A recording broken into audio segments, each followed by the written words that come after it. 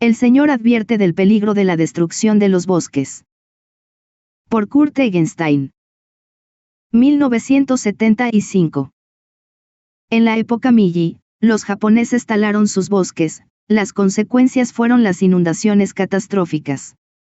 Después de la Segunda Guerra Mundial, los norteamericanos elaboraron un plan para convertir a Alemania y al Japón en zonas agrícolas. En el año 1945, los americanos obligaron a los japoneses a talar los bosques y convertirlos en tierra de cultivo. La naturaleza volvió a contestar con grandes inundaciones y la erosión del suelo. Pronto los tiempos cambiaron, como se sabe, y los japoneses pararon la destrucción de sus bosques. Los mismos fenómenos que se observaron hace algunos decenios en el Japón, se han visto aumentados actualmente en todo el mundo en un grado nunca conocido. Unos huracanes con lluvias torrenciales inundan grandes extensiones de tierra en todas las partes del mundo. En la India, millones de hombres sufren a causa de las crecidas de los ríos. En el año 1865 aquel país estaba cubierto por bosques en un 57%, hoy alcanzan apenas el 10% del territorio. Los científicos saben que la tala masiva de los bosques traerá graves consecuencias. En vano ellos nos ponen sobre aviso, advirtiendo que estas intervenciones dañan sensiblemente el sistema ecológico. También la nueva revelación nos pone sobre aviso, hablando de los peligros por la tala masiva de los árboles, por una industria desmedida, Gran Evangelio de Juan 9.63.6. Se hace hincapié sobre la relación existente entre la reducción de los bosques y los huracanes que se desatan.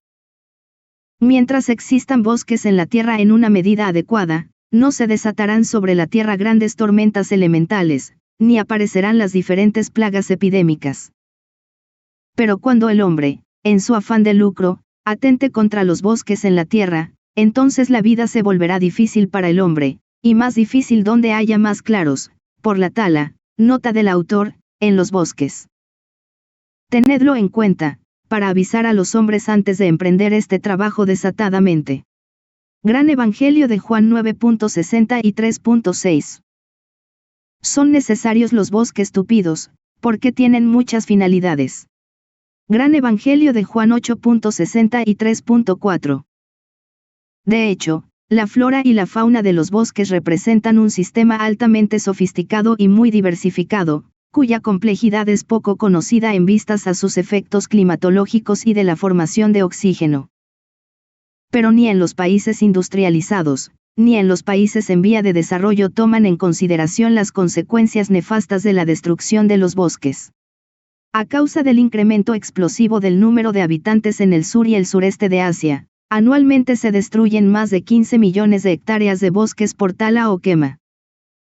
La explotación exhaustiva de los bosques en las regiones montañosas asiáticas, con las montañas más altas del mundo, ha llevado a una erosión preocupante de las laderas y a inundaciones en las grandes planicies de la India.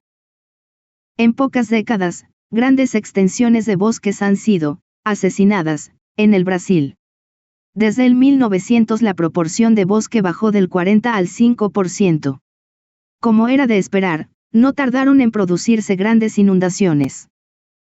Según datos de los expertos, hace 100 años, la parte cubierta de bosques en el mundo representaba 4.500 millones de metros cuadrados, mientras que en el año 1960, solamente quedaban 2.700 millones de metros cuadrados de bosques. Los geógrafos, botánicos y ecologistas registran un aumento alarmante de desiertos en todas las partes del mundo. Una tercera parte de la actual tierra de cultivo se convertirá en zona desértica en los próximos 15 años, según unos datos recogidos de los especialistas de la ONU.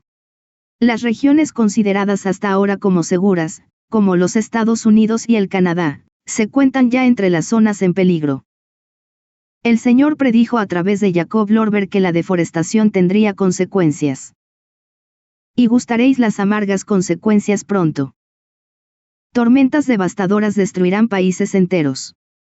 Gran Evangelio de Juan 5.109.1. Esto se ha cumplido en nuestro siglo. La tala masiva de grandes extensiones de bosques en los Estados Unidos y la introducción del monocultivo sin protección de setos, Ha destruido enormes extensiones de tierras en el siglo XX. En marzo de 1934, un tornado se llevó 300 millones de toneladas de tierra de humus al Atlántico.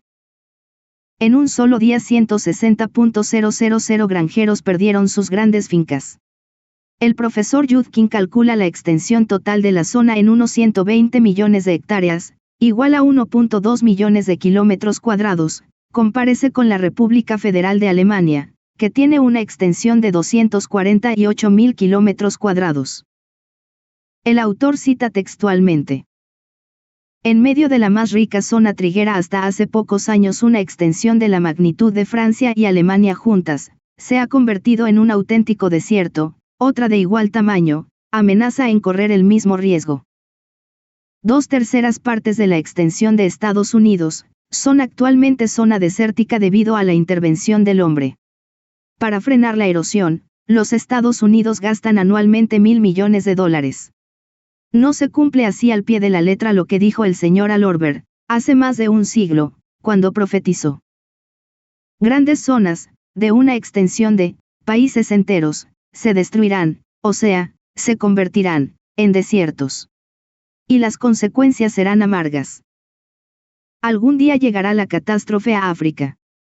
Este continente pierde anualmente 300 millones de toneladas de humus, así que dentro de 15 años no podrá alimentar su propia población. En toda la tierra se destruyen continuamente grandes bosques para conseguir tierra de cultivo y de pasto, para obtener madera para los fuegos de los indígenas, o para conseguir madera para las industrias. Mientras tanto, grandes partes de bosques se están convirtiendo en tierra desértica o en desiertos a causa de la erosión y de la explotación masiva para pastos. En todas las zonas secas de la tierra, los desiertos crecen vertiginosamente.